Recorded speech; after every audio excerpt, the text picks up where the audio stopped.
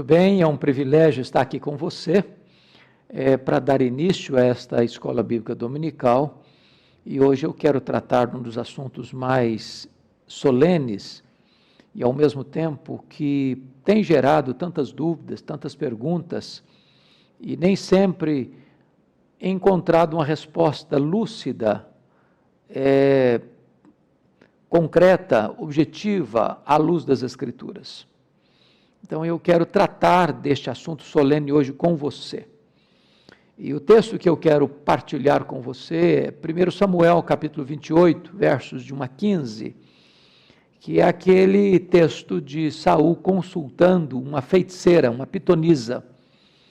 E vamos examinar esta passagem com você para responder uma pergunta que tantas vezes tem gerado dúvidas, questionamentos na vida de tantas pessoas. É possível os mortos se comunicarem com os vivos? Então vamos ler essa passagem. E você que está aí na sua casa ou no outro ambiente, se puder, pegue a sua Bíblia, acompanhe essa leitura comigo, e na medida que nós formos expondo o assunto, vá conferindo na sua Bíblia, porque isso é muito importante, a você ser um crente bereano, que vai examinar na própria Bíblia o que está sendo dito e ensinado. Então vamos a esta leitura. Sucedeu naqueles dias que, juntando os filisteus os seus exércitos para a peleja, para fazer guerra contra Israel, disse Aquis a Davi: fica sabendo que comigo sairás a peleja, tu e os teus homens. Então disse Davi a Aquis: assim saberás quanto pode o teu servo. Disse Aquis a Davi: por isso te farei minha guarda pessoal para sempre. Já Samuel era morto, e todo Israel o tinha chorado e o tinha sepultado em Ramá, que era a sua cidade. Saul havia desterrado os médiuns e os adivinhos. Ajuntaram-se os filisteus e vieram acampar-se em Sunem. Ajuntou Saul a todo Israel e se acamparam em Gilboa. Vendo Saul o acampamento dos filisteus, foi tomado de medo, e muito se estremeceu o seu coração. Consultou Saul ao Senhor, porém o Senhor não lhe respondeu, nem por sonho, nem por urim, nem por profetas.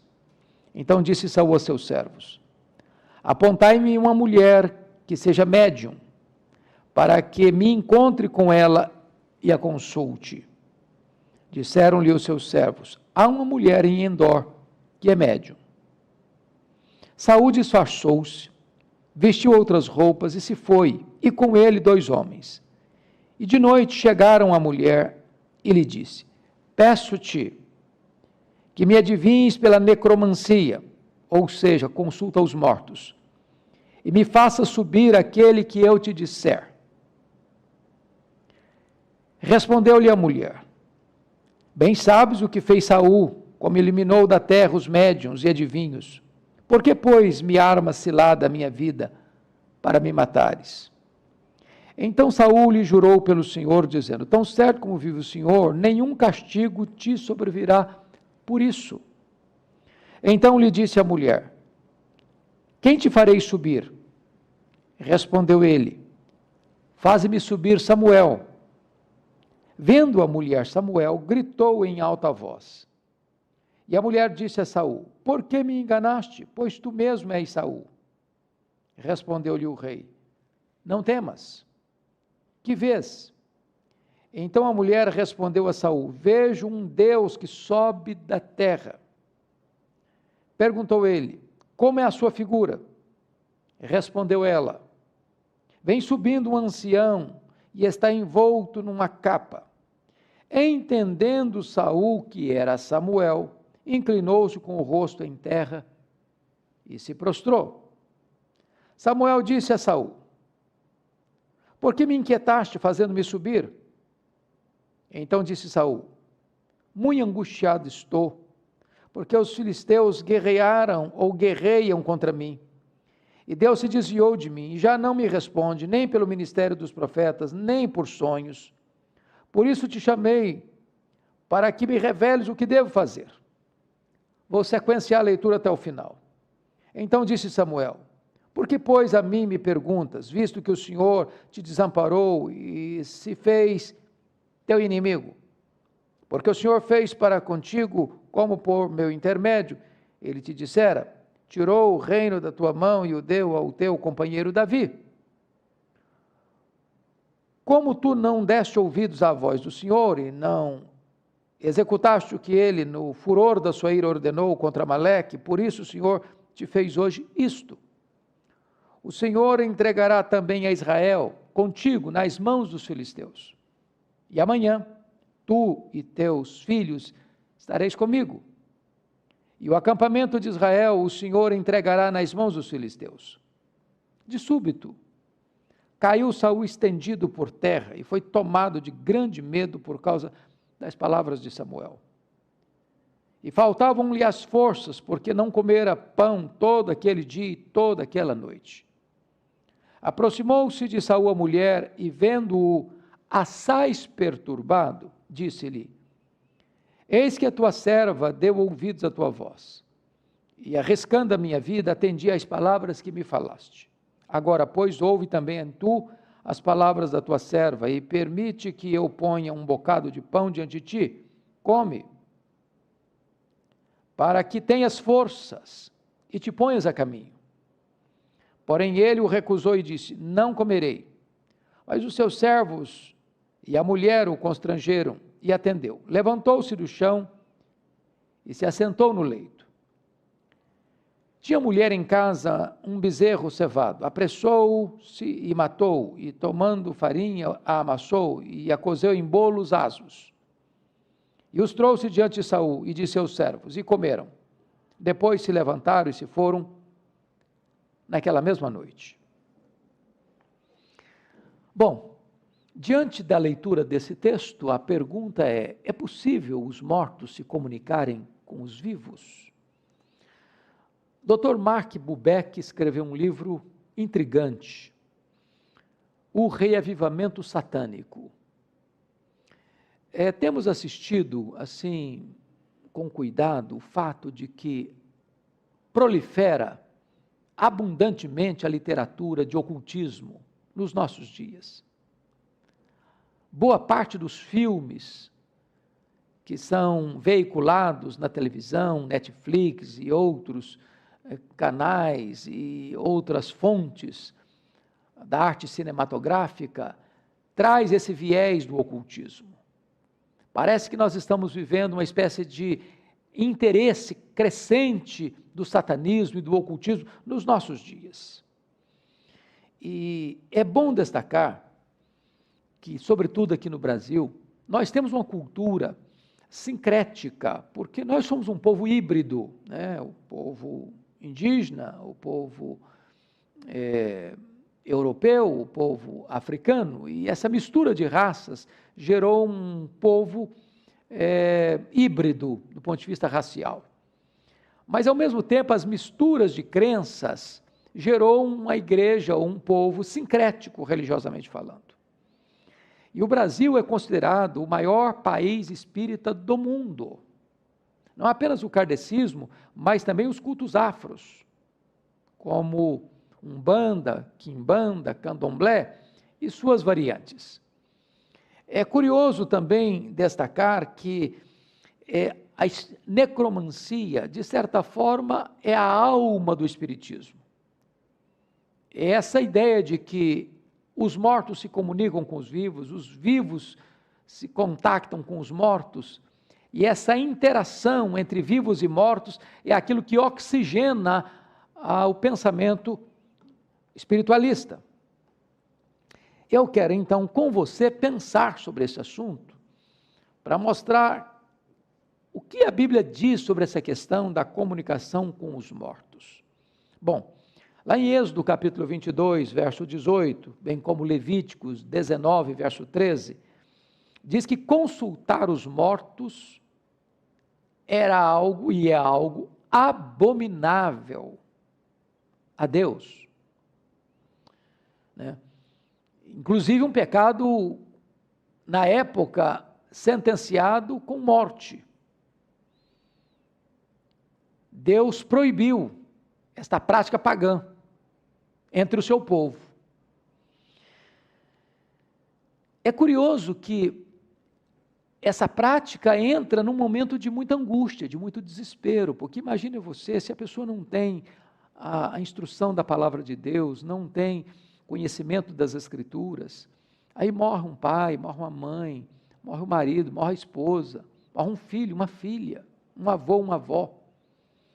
E chega alguém e diz, olha, você quer saber como eles estão? Você quer ouvir qual a mensagem que eles têm para você? Você pode escutá-los, você pode receber a mensagem deles, você pode fazer contato com eles. Se a pessoa não tem a instrução da palavra de Deus, é claro que isso vai mexer com as suas emoções, vai atrair essas pessoas, e elas vão ser enredadas, apanhadas nesse cipoal de engano, de falso consolo. Eu queria agora examinar com você o escorregadio caminho que levou Saul à necromancia. Bom, se você ler o livro de Samuel, o primeiro livro, você vai perceber que Saul, paulatinamente, foi se distanciando de Deus, foi transgredindo contra as normas e preceitos de Deus, foi se rebelando contra Deus, a ponto de abandonar a Deus. E chegou um momento em que Deus não falou mais com ele. Aqui no capítulo 28, versículo 6, contudo, consultou Saul o Senhor, porém o Senhor não lhe respondeu, nem por sonhos, nem por Urim, nem por profetas. Deus fechou o canal de comunicação com ele. Então, por que isso? Se você ler em 1 Samuel 13, o Saul impacientemente permitiu que as circunstâncias fossem mais eloquentes ao seu coração do que a orientação de Deus. E ele assume um papel de sacerdote, quando sacerdote ele não era. Ali ele transgride o mandamento de Deus e foi repreendido por isso. Mais tarde, em 1 Samuel capítulo 15, Deus deu uma ordem para ele para eliminar os amalequitas, e ele poupa o rei, e ele poupa parte do rebanho, e quando Samuel o confronta, ele dá as suas justificativas, ele tenta se justificar, ele não reconhece o seu erro, ele não reconhece o seu pecado. E nessa conjuntura que Samuel disse que o pecado da rebeldia, da desobediência, é com o pecado da feitiçaria. Mais ainda, em 1 Samuel 18, 6 a 16, Saul adoeceu. Saul tornou-se um homem obstinadamente obcecado pelo ciúme de seu genro Davi, por causa de uma música que disparou como sucesso na nação de Israel. As mulheres cantavam nas ruas. Saul matou a seus milhares, Davi matou aos seus 10 milhares, e isso gerou um ciúme tão doentio no coração de Saul, que ele ficou louco. Ele fez da bandeira de matar o seu genro Davi a plataforma do seu governo. Pois bem, aqui no texto lido, no capítulo 28, verso 3, ele está agora enfrentando uma batalha. Davi já está do outro lado, fora do território de Israel, buscando asilo político entre os filisteus. Encontra a acolhida do rei Aquis. Esse rei Aquis agora declara guerra a Saul. Os dois exércitos estão acampados. Saul está muito aflito. Ele percebe que ele não logrará êxito nesta batalha.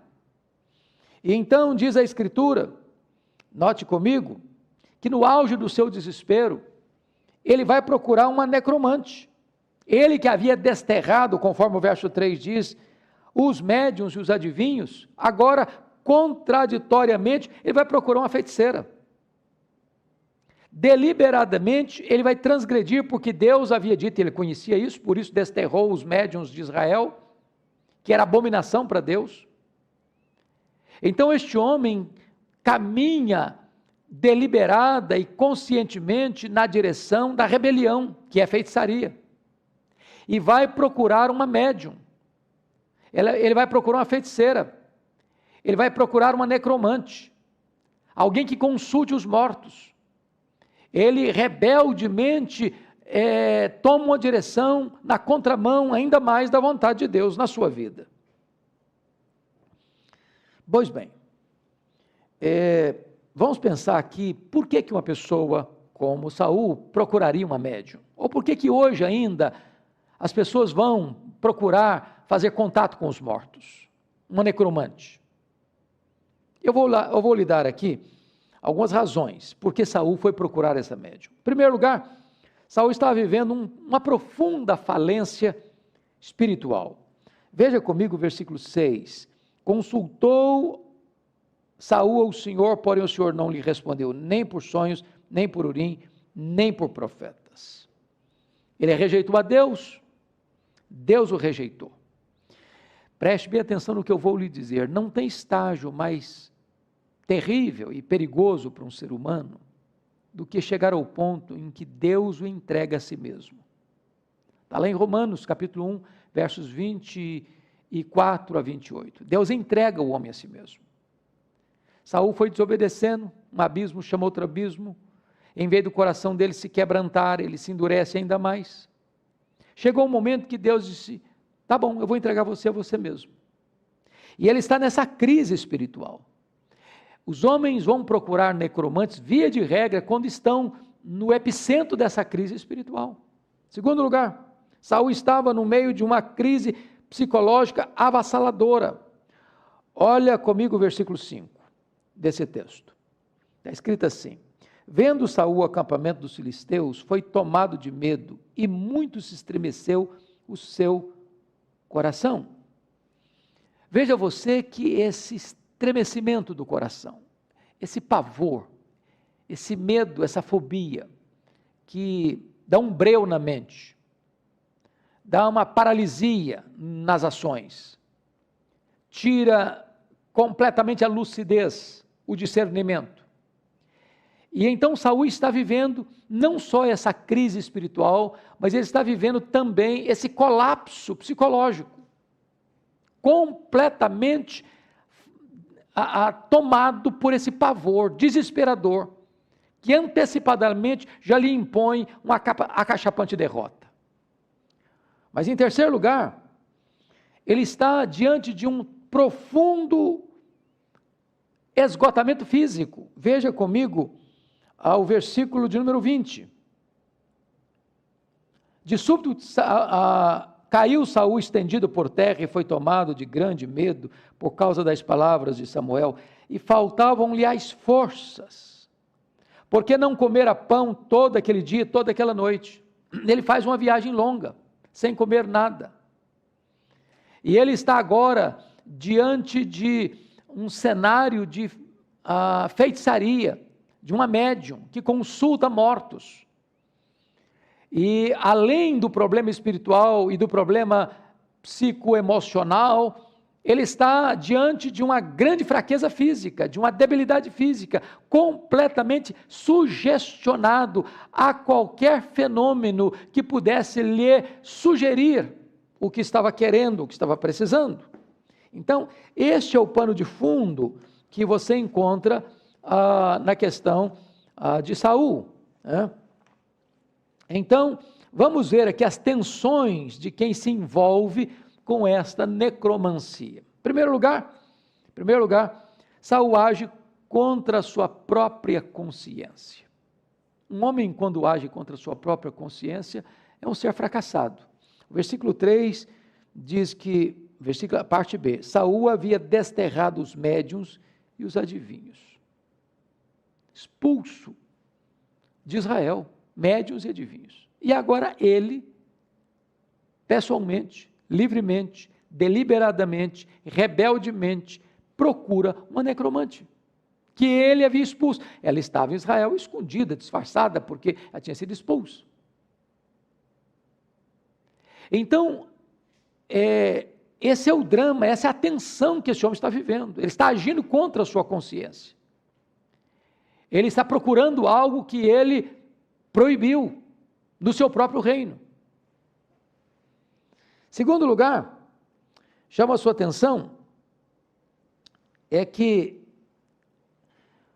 o Saul se torna um homem tolo, porque olha comigo o versículo 8, Saul disfarçou-se, vestiu outras roupas e se foi. Bom, Saul era a figurinha mais carimbada em Israel, primeiro que ele era o cara mais alto, então não dava para disfarçar. Sabe quando o homem começa a viver no pecado e o pecado idiotiza as pessoas, emburrece as pessoas, tira delas o seu siso, a sua inteligência, a sua capacidade de discernir as coisas, se tornou tolo. Como Adão tentando se esconder de Deus atrás de uma árvore. Segundo lugar, terceiro lugar, Saul perde completamente o temor de Deus. Olha comigo o versículo 10.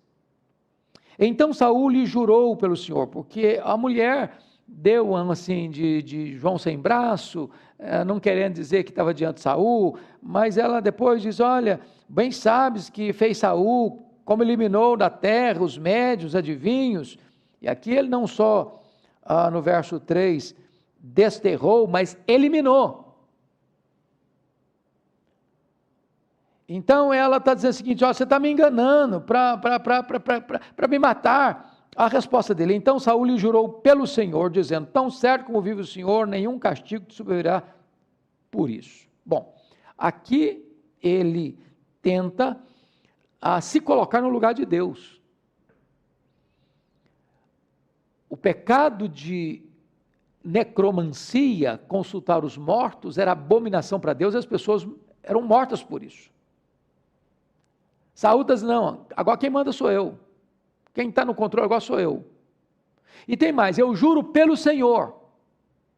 Ou seja, jurar pelo Senhor contra a orientação do Senhor é uma petulância, uma arrogância, é uma loucura, é uma rebeldia. É, na verdade, falta de temor. Coloca-se no lugar de Deus e promete o que não pode cumprir.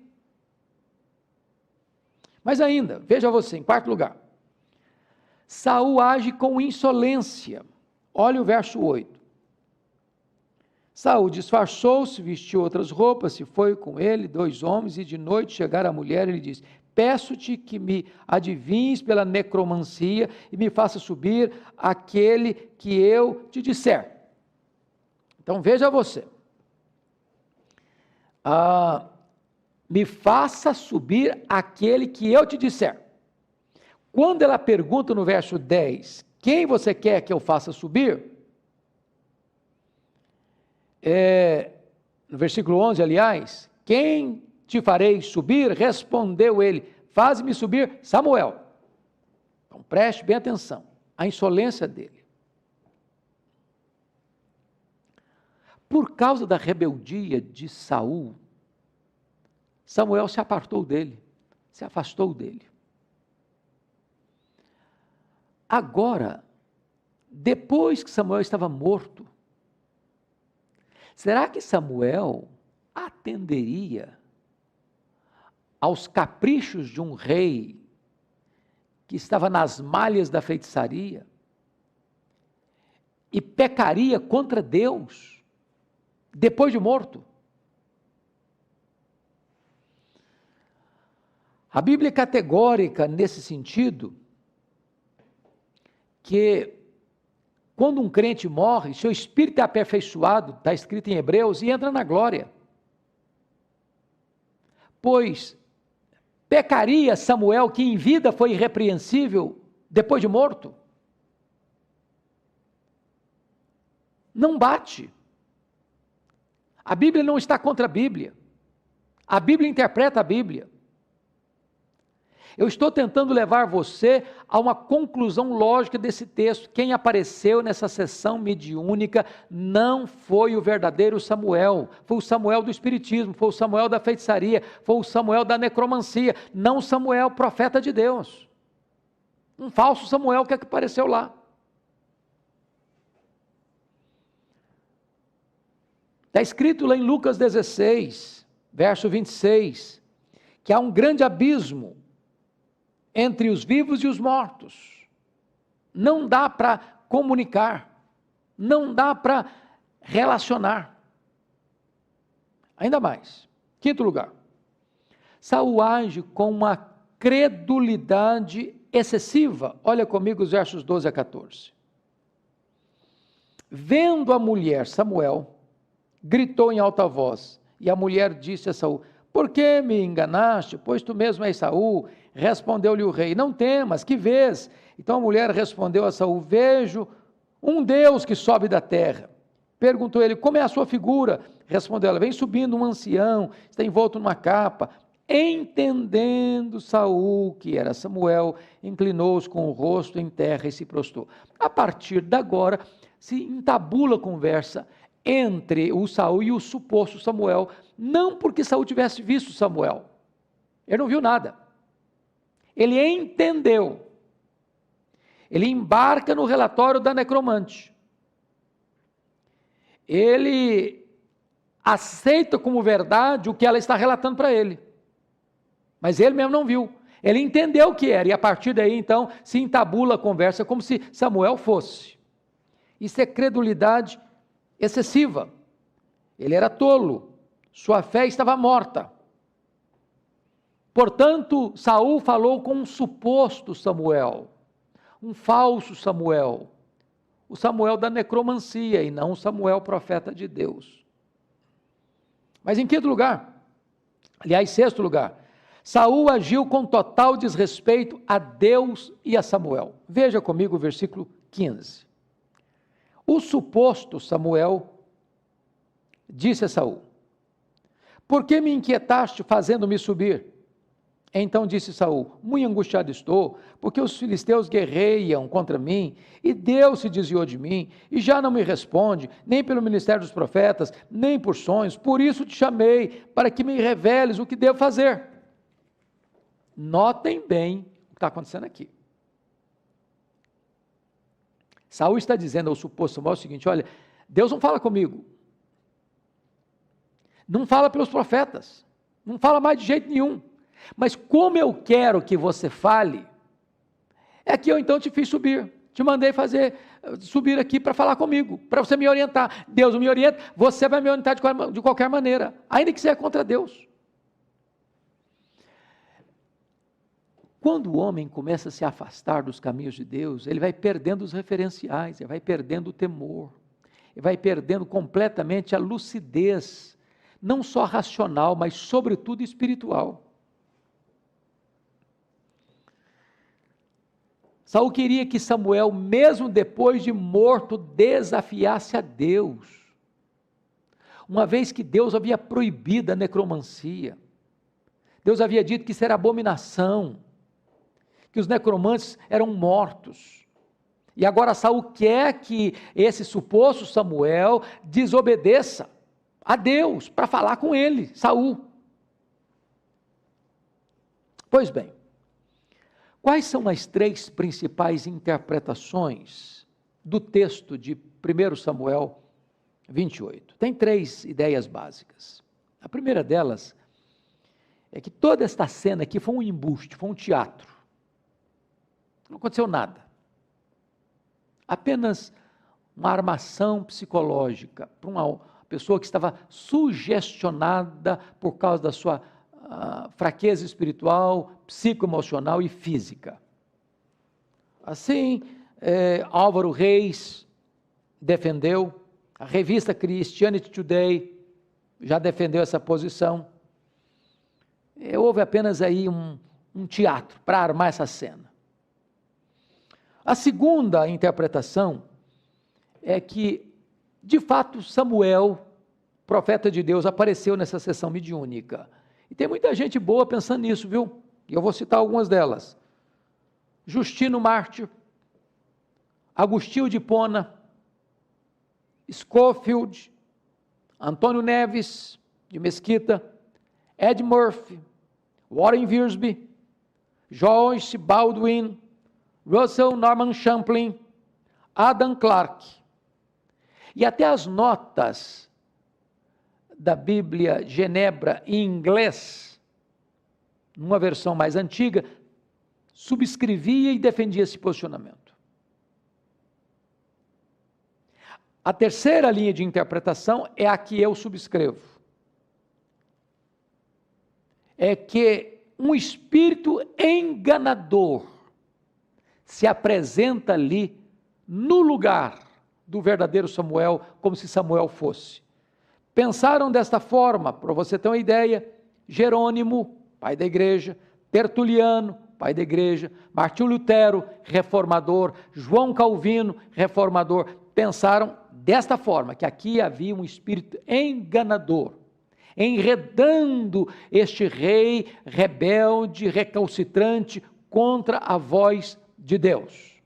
Eu penso assim também, que não foi o verdadeiro Samuel que apareceu ali, coisíssima nenhuma, foi um falso Samuel. Bom, eu queria agora então, à luz desse texto, trazer à sua mente esclarecida os argumentos contra a necromancia, os argumentos contra esta ideia tão popular, que eu já disse para você que é a espécie de a alma do espiritismo, do espiritualismo, que é a comunicação com os mortos. Então, qual o primeiro argumento que eu quero elencar? Primeiro, os mortos, à luz da Bíblia, não se comunicam com os vivos. Se não, vejamos. Lá em Lucas 16, versos 28 a 31, está claro lá, que morreu o rico, foi sepultado, o Lázaro já tinha morrido e foi levado para o seio de Abraão pelos anjos, e o rico no inferno está em tormento, e vê Abraão no seu seio, e pede para que ele envie Lázaro botar um pouco d'água na sua língua para refrescá-lo, porque estava atormentado nas chamas. E a resposta que ele ouviu foi: há um grande abismo entre nós e vós, de tal maneira que os que querem passar de lá para cá não podem, nem os de lá passar para cá. Então manda a Abraão lá, o Lázaro lá na casa dos meus irmãos, para avisar para eles não virem para cá. E a resposta foi: eles têm Moisés e os profetas, ouçam-nos. A grande questão é que Moisés havia dito lá em Deuteronômio 18, versos 10 e 11, que a necromancia era uma maldição, era uma abominação para Deus. Então, se eles vão escutar o Moisés, não tem nesse negócio de contato de morto com vivo, não. Bom, e os profetas? Deixa eu ler para você o que está escrito no profeta Isaías capítulo 8, verso 19. Olha que interessante, vamos ver o que os profetas falam sobre o assunto. Quando vos disserem, consultai os necromantes e os adivinhos, que chilreiam e murmuram, acaso não consultará o povo ao seu Deus? A favor dos vivos, se consultarão os mortos? É claro que essas perguntas são retóricas, e a resposta é um sonoro não. Olha o verso 20, a lei é o testemunho, se eles não falarem desta maneira, a lei é o testemunho, jamais verão a alva. Então o que Jesus disse é o seguinte: eles têm Moisés e os profetas, ouçam-nos. E Moisés e os profetas condenam a consulta aos mortos, a necromancia. Mas vou dar outro texto para você, Lá em 2 Samuel 12, 23, quando o filho de Davi, Batseba, morreu, Davi disse o seguinte: eu irei a ele jamais virá a mim. O que Davi está dizendo? O que Davi está dizendo é que ele, Davi, um dia morreria, mas que o seu filho que morrera jamais voltaria para comunicar-se com ele. Essa é a verdade dos fatos. Essa é a verdade simples, clara e eloquente das Escrituras. Lá em Hebreus 9, 27 está escrito: ao homem está ordenado morrer uma só vez, vindo depois disso o juízo. Não tem nada que depois da morte, entre a morte e o juízo, que vai comunicar com os vivos, vai ensinar os vivos, vai trazer mensagens para os vivos. Isso não é verdade. Não tem base bíblica para isso. Pois bem, vamos a um segundo argumento. Primeiro, que os mortos não se comunicam com os vivos. Segundo argumento. Então, se os mortos não se comunicam com os vivos, conceitualmente nas Escrituras, o Samuel não poderia ter comunicado com Saul, porque Samuel estava morto quando Saul foi procurar aquela pitonisa, aquela necromante, aquela médium, aquela feiticeira. Segundo lugar, o Senhor não respondeu a Saul por meio de profetas. Olha 28, versículo 6 do texto que nós estamos considerando juntos. Consultou Saul ao Senhor, porém o Senhor não lhe respondeu, nem por sonhos, nem por Urim, nem por profetas. Ora, nenhuma profecia é dada sem que seja pelo próprio Deus, sem que seja pela própria ação do Espírito Santo de Deus. Portanto, se Samuel tivesse aparecido ali para falar com Saul, Deus teria falado com Saul, por meio de profetas. Saul consultou uma necromante e não a Samuel, nem mesmo a Deus. Em outras palavras, Saul não recebeu nenhuma palavra de Deus, Saul recebeu a palavra do diabo, que é enganador e o pai da mentira, que fabricou um suposto, um falso Samuel. Terceiro argumento.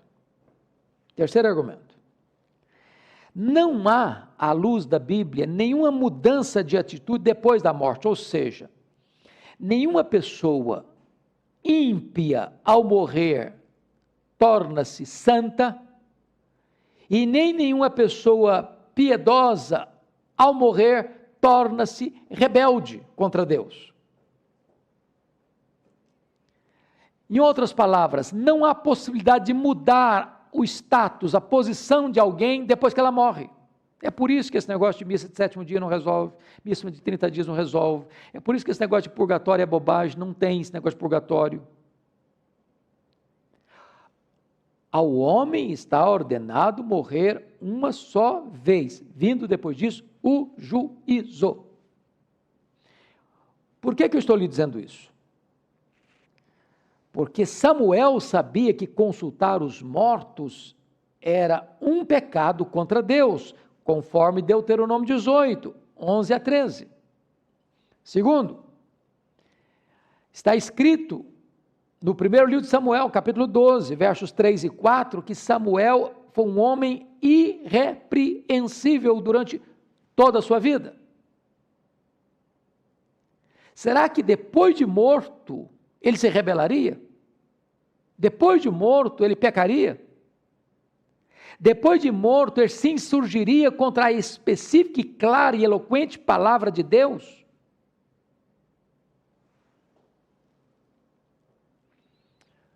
O próprio Samuel, no capítulo 15, verso 12 de 1 Samuel, vai afirmar que a rebelião é como o pecado da feitiçaria.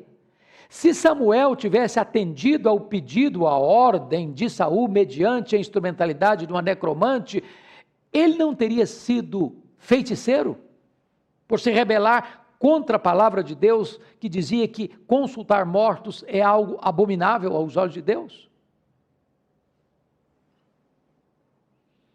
Então você percebe o seguinte, que não bate, não combina com a teologia bíblica, com a verdade das Escrituras. É claro que Samuel, que viveu a vida irrepreensível, não poderia pecar depois de morto. Quarto argumento, uma pessoa salva, e eu quero reforçar isso agora, não pode se corromper depois da morte. Estou falando que uma pessoa salva não pode se corromper depois de morta. E eu vou lhe dar alguns versículos que pavimentam, sustentam essa declaração. Por exemplo, 2 Coríntios 5,8 diz que morrer para um crente, para um salvo, é deixar o corpo e habitar com o Senhor. Em outras palavras, nós não cremos que o homem é apenas matéria, morreu, acabou. Nós não somos existencialistas, materialistas. Segundo, nós não cremos que ao morrer uma pessoa, a alma dela, o espírito dela vai para o purgatório, que essa é a ideia. A pessoa não é suficientemente boa para ir para o céu, não é suficientemente má para ir para o inferno, então vai para um purgatório. Fica penando lá até então purgar os seus pecados e saltar para o céu. Bom, então o sacrifício de Cristo não valeu nada. Porque se a pessoa precisa purgar seus próprios pecados, então qual o valor, qual a eficácia do sangue de Cristo, que nos limpa de todo pecado? Outros dizem, não, morreu, desencarna, reencarna, morre, desencarna, encarna, morre, desencarna, encarna, e vai aí nesse processo. Então o homem é o autor da sua própria salvação, não tem graça de Deus aí, salvadora. Outros não, morreu, a alma fica dormindo. Vai o ser incompleto, o ser pleno para a sepultura. Bobagem.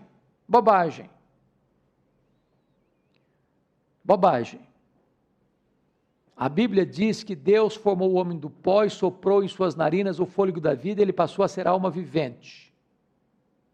Então diz a Escritura que Deus dá a sentença para o homem, tu és pó e ao pó tornarás.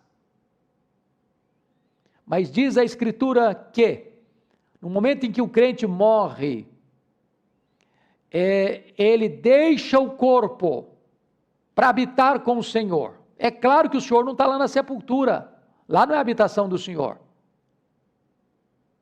O corpo dessa sepultura, porque é pó, foi feito do pó e volta ao pó. Mas a alma, o espírito, conforme Hebreus, é aperfeiçoado e entra na glória. Deixa eu lhe dar um segundo texto. Filipenses 1,23 diz que morrer é partir para estar com Cristo, que é incomparavelmente melhor. Onde está Cristo? Na sepultura? Não. O corpo vai para a sepultura. O corpo é quem dorme, não é a alma que dorme. E essa palavra dormir traz duas ideias. Primeiro, que significa descanso. Segundo, que vai acordar. Então, quando um crente morre, ele vai habitar com o Senhor, e isso é incomparavelmente melhor. Por exemplo, quando Jesus morreu, Pai, nas tuas mãos entrego o meu espírito, mas o corpo dele foi tirado da cruz e sepultado, porém o espírito dele estava nas mãos do Pai. Pense comigo no que Jesus disse para o ladrão, à sua direita: Senhor, lembra-te de mim quando vieres no teu reino. E Jesus responde: hoje mesmo estarás comigo no paraíso. Paraíso não é a sepultura.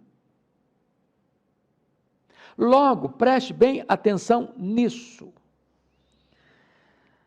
A Bíblia então nos informa que quando o homem morre, o espírito volta para Deus que o deu, e o corpo vai para o pó.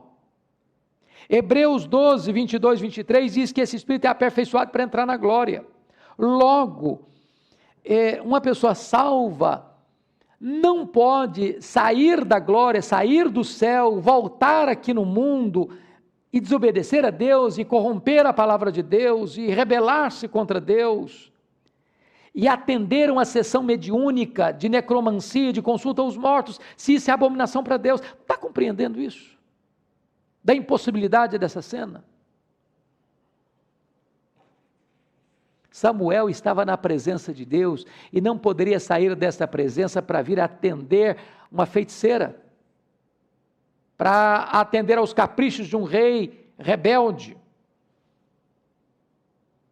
Quinto argumento: o descanso dos salvos não pode ser interrompido por ninguém. Olha o que está escrito em Apocalipse, capítulo 14, 13. Bem-aventurados aqueles que desde agora morrem no Senhor, para que descansem das suas fadigas e as suas obras os acompanham. Então os servos de Deus não podem ter interrupção. Mas deixa eu ler um texto para você que é extremamente solene, que está lá no primeiro livro das Crônicas, capítulo 10, e preste atenção nisso. 1 Crônicas 10, versos 13 e 14. Veja bem o que eu vou ler para você. Assim morreu Saul por causa da sua transgressão cometida contra o Senhor, por causa da palavra do Senhor que ele não guardara, e também porque interrogara e consultara uma necromante, e não ao Senhor, que, por isso, o matou, e transferiu o reino a Davi, filho de Jessé. Se fosse o verdadeiro Samuel, profeta de Deus, ele teria consultado o Senhor, porque nenhuma profecia é dada de moto próprio, de vontade própria, senão por ordem de Deus. Deus não permitiria que o verdadeiro Samuel falasse com Saul e depois Deus matasse o Saul, porque ele não consultou nem Samuel, nem a Deus, ele consultou uma necromante, que era abominação para Deus. Sexto argumento. À luz da Bíblia, os que consultam os mortos, os necromantes, não são salvos, ou não serão salvos, a menos que se arrependam desse pecado. Se não, vejamos. Eu já li para vocês, mas vou ler de novo, porque eu acho que esta ênfase é necessária. Isaías capítulo 8, versos 19 e 20. Quando vos disserem, consultai os necromantes. Então, na hora que as pessoas estão aí num momento difícil, de angústia, de dor, de luto, de tristeza, de lágrimas, porque morreu um parente, um ente querido, e ele quer saber como essa pessoa está, quer saber se tem alguma mensagem dessa pessoa, quer saber se pode fazer contato, e chega então as pessoas, não, você tem dom de mediunidade, não, você consegue consultar, ou vem cá que nós vamos consultar, o seu parente vai aparecer para falar com você, para dar uma mensagem para você. E o diabo, que é o pai da mentira, que é o enganador, é capaz de imitar a voz daquela pessoa, saber até alguns fatos do passado daquela pessoa, e tudo isso aí vai enredando você, vai pegando você, vai enleando você nesse cipoal. Então a questão é, quando vos disserem, consultai os necromantes e os adivinhos, que chiureiam e murmuram, acaso não consultará o povo ao seu Deus? A favor dos vivos se consultam os mortos? Pergunta retórica. Não, claro que não. Aí vem a resposta, a lei é o testemunho. Se eles não falarem desta maneira, a lei é o testemunho, a palavra de Deus, eles não verão a alva, eles não serão salvos. Mas deixa eu lhe dizer um segundo texto, Gálatas 5, 19 e 20, disse que as obras da carne são conhecidas e são, está lá em Gálatas 5, confira comigo, verso 19 e 20, ora as obras da carne são conhecidas e são prostituição, impureza, lascívia, idolatria, feitiçarias, obra da carne. Como é que termina esse texto? E não herdarão o reino de Deus os que tais coisas praticam. Preste bem atenção nisso. Não herdarão o reino de Deus os que tais coisas praticam. Mas deixa eu ler para você agora Apocalipse capítulo 21, versículo 8. Olha o que está escrito lá. Confira comigo. Apocalipse 21, 8. Está escrito assim: quanto, porém, aos covardes, aos incrédulos, aos abomináveis, aos assassinos, aos impuros, aos feiticeiros, aos idólatras e a todos os mentirosos, a parte que lhes cabe será no lago que arde com fogo e enxofre, a saber, a segunda morte. Candidatos para o inferno, a não ser que se arrependam. Olha comigo, capítulo 22, versículo 15. Está escrito assim: fora ficam os cães, os feiticeiros, os impuros, os assassinos, os idólatras e todo aquele que ama e pratica mentira. Fora, fora do céu, fora da bem-aventurança eterna. Então, a Bíblia diz que Deus matou Saul, está lá em 1 Crônicas, capítulo 10, versos 13 e 14, matou Saul porque ele consultou uma necromante, e isso é abominação para Deus, e os que praticam tais coisas não verão a alva, esses serão lançados no lago do fogo. Sétimo argumento: os salvos estão no céu e não no abismo. Preste bem atenção no que eu vou lhe dizer. Olha comigo, volta para o texto, 1 Samuel 28, por favor. Volta lá, porque eu quero chamar a sua atenção para um fato muito curioso aqui, muito interessante. Veja lá, versículo 11. Então lhe disse a mulher: quem te farei subir? Respondeu ele: faz-me subir Samuel. Bom, vamos entender isso aqui. O que acontece quando um crente morre? Tanto da antiga dispensação, quanto da nova dispensação, tanto lá do Velho Testamento, como do Novo Testamento. Quando um crente morre, morte é separação, a alma ou o espírito desprende-se do corpo, que é pó, foi feito pó, volta ao pó. A alma não morre, a alma não dorme, a alma não fica inconsciente. Esta alma vai imediatamente para o Senhor, habitar com o Senhor, estar com Cristo, no paraíso, no seio de Abraão. Então, se fosse o verdadeiro Samuel, a mulher não o faria subir, a mulher o faria descer. O verdadeiro Samuel não está no abismo, não está na terra, está no céu. Então, o Samuel que aparece ali é um suposto Samuel, é um falso Samuel. Esse sim sobe do abismo. Mas o verdadeiro Samuel estava em cima e não embaixo. O verdadeiro Samuel, numa linguagem neotestamentária, estava com Cristo, que é incomparavelmente melhor, estava na bem-aventurança eterna.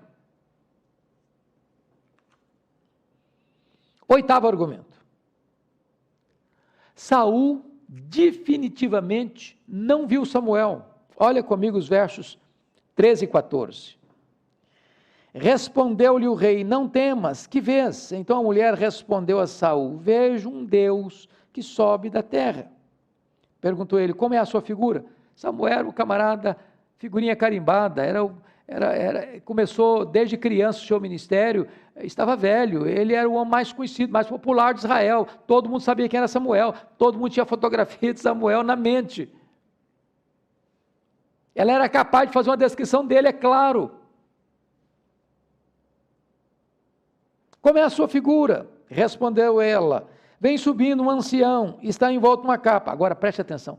Entendendo Saul que era Samuel, entendendo, como é que estava o Saul?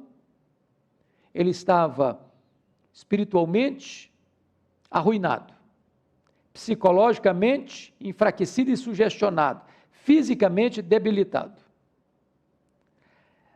rendido ao pânico, ao medo, ao desespero, em rebelião contra Deus, completamente sugestionado a acatar qualquer coisa que fosse dito para ele ali naquela sessão mediúnica. Ele entendeu que era Samuel, mas ele não viu Samuel.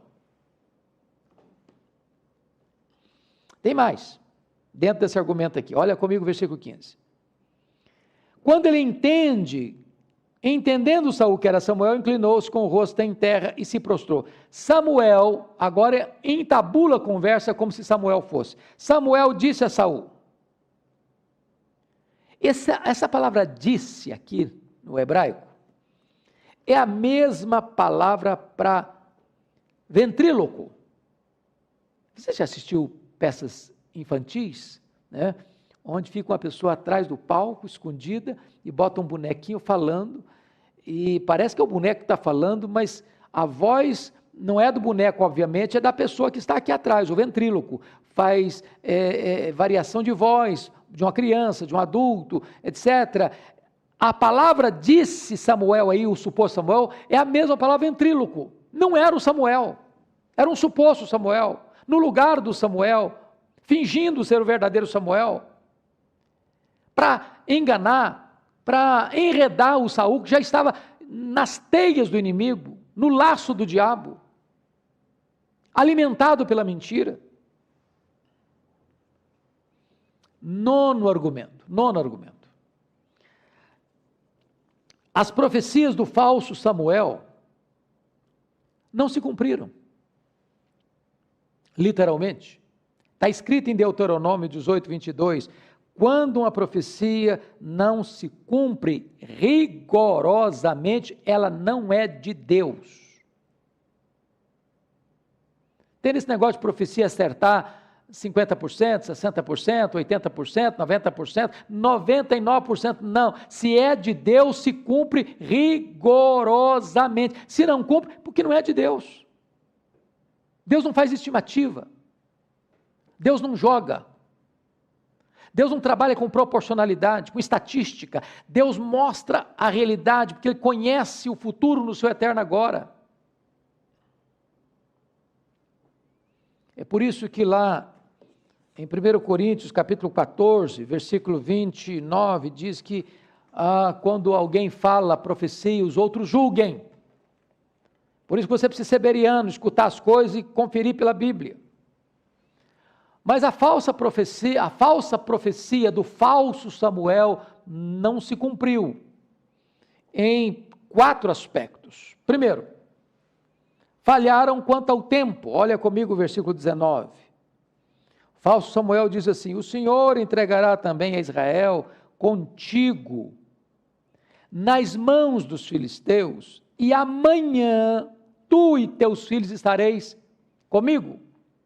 Ou seja, o falso Samuel está dizendo para Saul que Deus vai entregar ele, os filhos dele, nas mãos dos filisteus, e amanhã ele e seus filhos estarão com ele.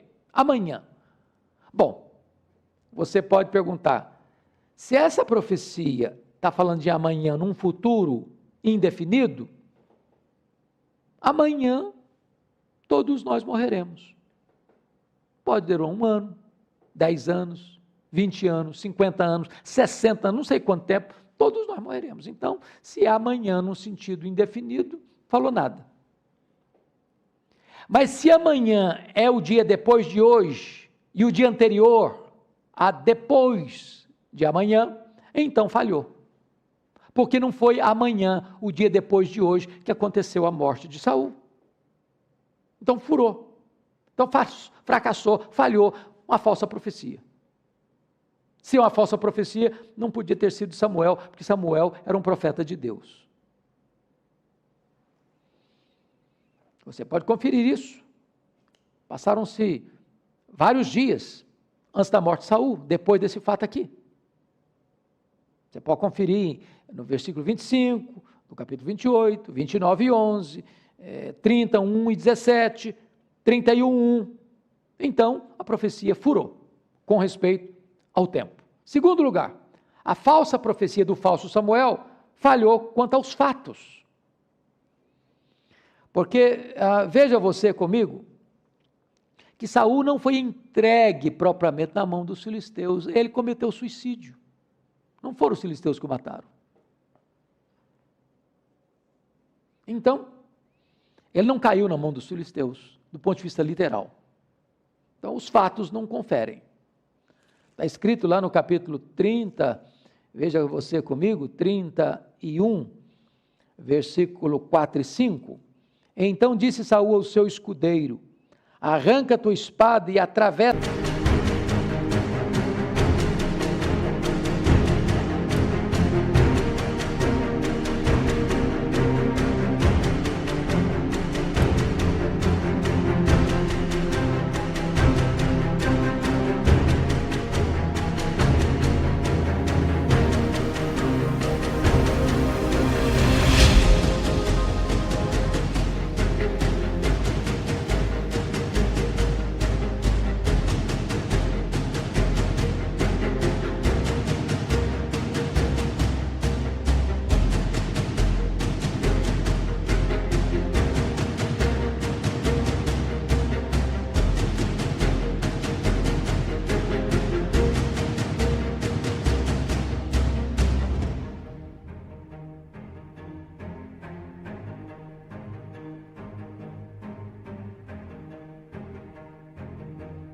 me com ela, para que porventura não venham estes incircuncisos, me traspassem e escarneçam de mim. Porém o seu escudeiro não o quis, porque temia muito. Então Saul tomou da espada e se lançou sobre ela.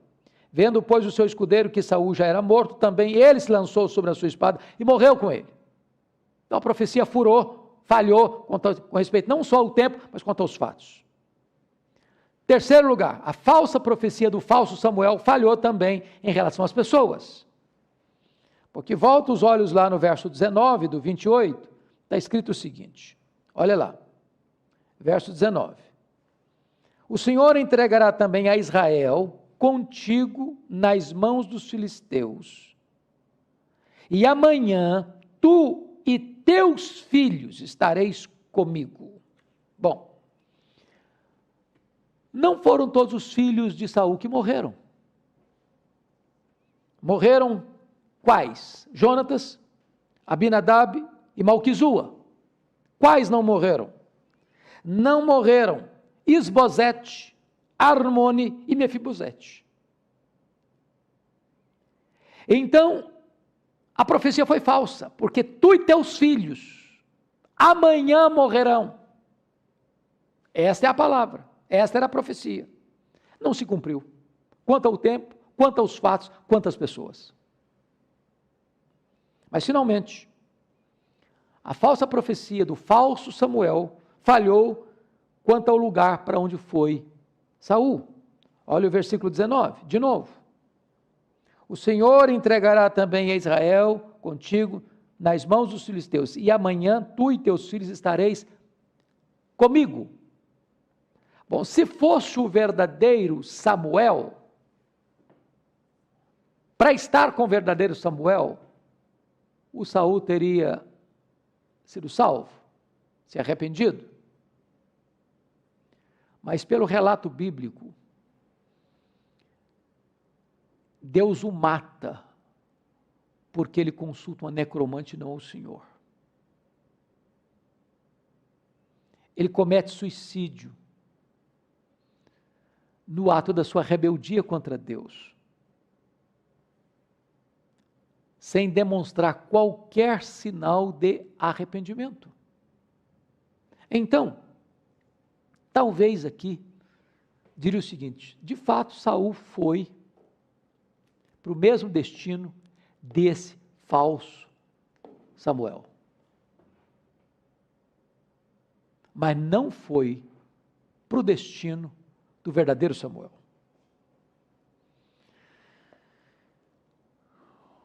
Quem apareceu a Saul?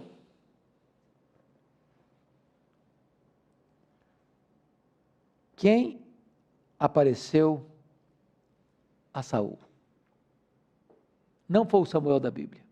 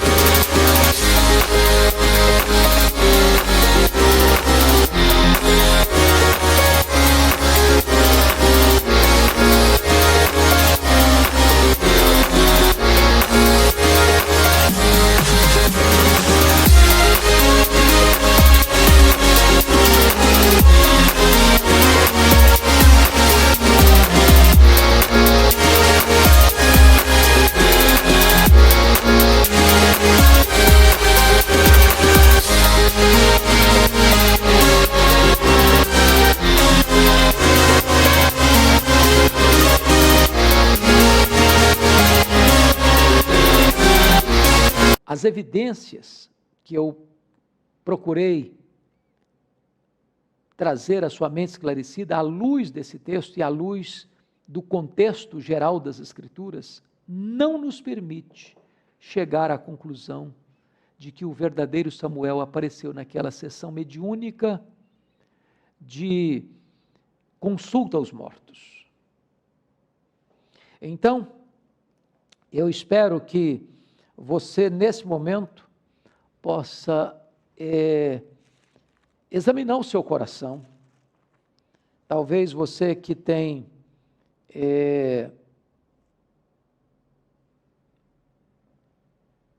sido até seduzido, aqui, ali, acolá, pelo espiritualismo, pela necromancia, pelas práticas místicas. Cuidado, cuidado. Está escrito lá em 1 Samuel 16, 14, assim: tendo-se retirado de Saul o Espírito do Senhor, da parte deste um espírito maligno o atormentava. Tudo me faz crer, à luz desse texto que consideramos, que quem apareceu ali como falso Samuel, como se o verdadeiro Samuel fosse, foi um espírito maligno, que se transfigura até em anjo de luz para enganar as pessoas. Nós não podemos confiar na voz do ventríloco, falso Samuel, como se Samuel verdadeiro fosse. Nós não podemos confiar no relato da médium, necromante, porque toda essa conjuntura está dentro de um contexto de mentira e de engano. Então, minha palavra para você hoje: leia a sua Bíblia, estude a sua Bíblia. Mesmo que você leia num comentário, até de um comentarista crente, sério, mas que talvez num dado momento, num dado texto, ele deu uma derrapada. Uma derrapada. Citei para você aqui homens de Deus, sérios, mas que claudicaram na interpretação desse texto. E nós devemos ficar com a palavra: a Bíblia interpreta a Bíblia. A Bíblia não entra em contradição com ela mesma. Princípio simples da interpretação bíblica, da hermenêutica sagrada. Que Deus nos ajude a amarmos a Bíblia, a termos compromisso com a Bíblia e jamais nos desviarmos da Bíblia, nem para a direita, nem para a esquerda. Que Deus abençoe você, que Deus abençoe seu coração, que você se guarde do mal, que você fuja dos enganos das falsas doutrinas. Deus abençoe profundamente a sua vida e a sua família.